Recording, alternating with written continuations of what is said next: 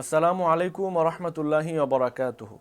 দাড়িকমা প্রকাশনী কর্তৃক আয়োজিত উন্মুক্ত জীবনী পড়া উৎসব প্রতিযোগিতা 2024-এ ওমরা পুরস্কার বিজয়ী জাকিয়া হাফসা।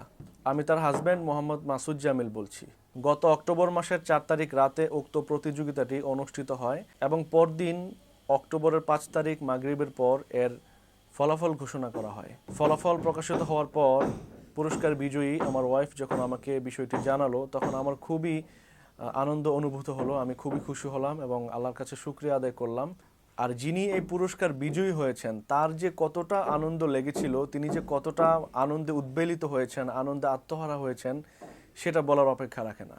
তো দাড়িকমার প্রকাশনী কর্তৃপক্ষ তাকে একটি ভিডিও ক্রিয়েট করতে বলেছিলেন এ ব্যাপারে, যে উনি যে প্রথম হয়েছেন তার অনুভূতি এবং কিভাবে প্রথম হলেন, কিভাবে পড়াশোনা করলেন, যাবতীয় বিষয়ে একটি ভিডিও তৈরি করতে বলেছিলেন। তিনি খুব পর্দা মেনটেন করে চলেন, তো পর্দা রক্ষার্থে তিনি ক্যামেরার সামনে আসতে চাচ্ছেন না।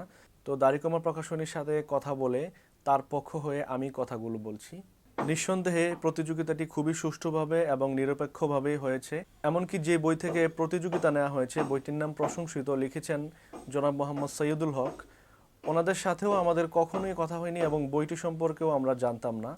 প্রতিযোগিতার সুবাদেই জনাব মোহাম্মদ সৈয়দুল হক সাহেবের নাম জানা হয়েছে এবং প্রশংসিত বইটি সম্পর্কে জানা হয়েছে, এটা পড়া হয়েছে।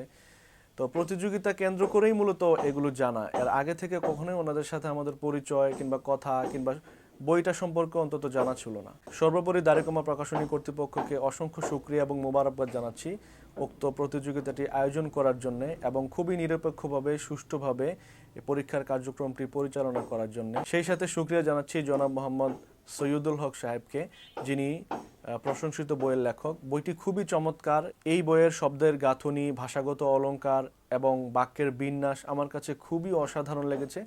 আমার কাছে মনে হয় যে প্রত্যেকটা মুসলমানের অন্তত এই সিরাতটি একবার পড়া উচিত।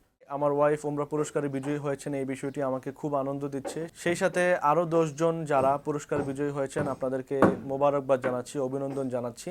আর যারা এবারের প্রতিযোগিতায় সফলকাম হতে পারেননি, আপনারা ভেঙে পড়বেন না, দুঃখিত হবেন না। আগামীবার যখন আবার প্রতিযোগিতার আয়োজন করা হবে, আপনারা আবার চেষ্টা করবেন।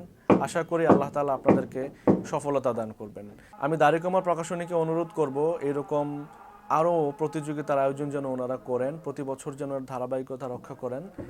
আর লেখক, প্রকাশনী এবং সংশ্লিষ্ট সবাইকে অসংখ্য মোবারকবাদ, শুকরিয়া জ্ঞাপন করে আমার কথা শেষ করছি। আসসালামু আলাইকুম ওয়া রাহমাতুল্লাহ।